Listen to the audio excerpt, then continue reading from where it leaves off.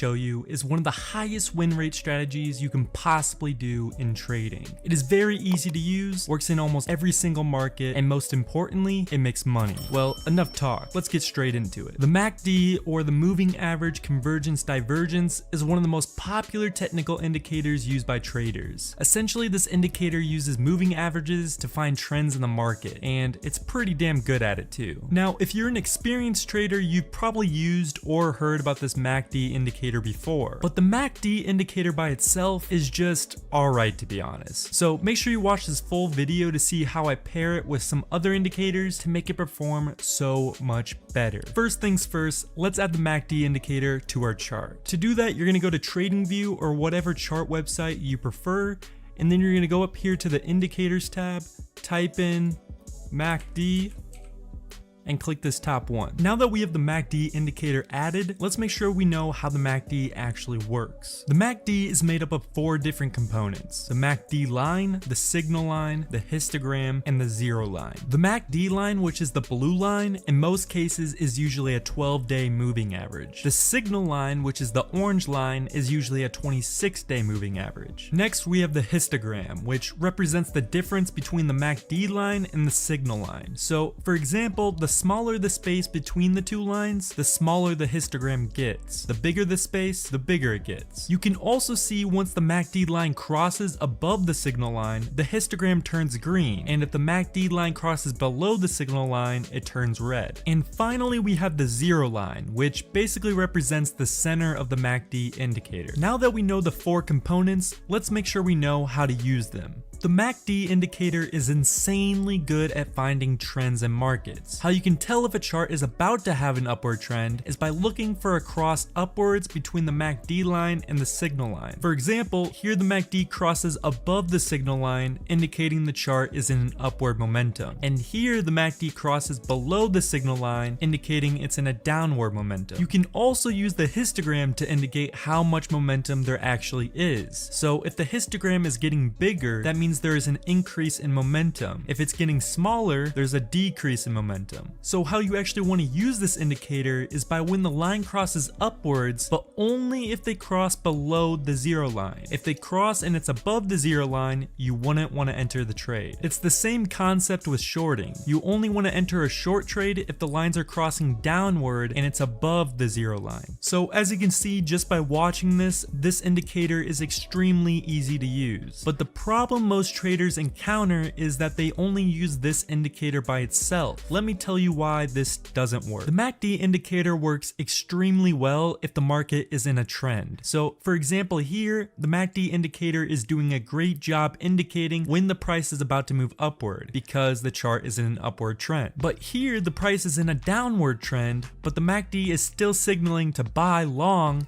even though the price is going down. A simple fix to this issue, for example, if we're trading long, we only want to trade if the market is in an uptrend. You never want to trade against the trend because the odds will always be against you. So an easy way to figure out if the market is in an uptrend, you simply just need to add a 200-day moving average. To do this, you're going to go to the Indicators tab on TradingView and type in EMA, which stands for Exponential Moving Average or Moving Average Exponential. Click the top one. Then you're going to go here, click the settings of the EMA, and you're going to go to Inputs and change the length to 200, which is going to make it a 200 exponential moving average. Then you're going to go to Style, and I like to make mine red, but you can make it whatever color you want. Once we have the EMA indicator added, you'll see just a single line. If the price is above that line, the market is in an uptrend. If the price is below that line, the market is in a downtrend. So after learning that we only want to trade in an uptrend market if we're going long, so all we have to do is put it all together. We buy if the MACD line crosses below the zero line mark and the current price also is above the 200-day moving average.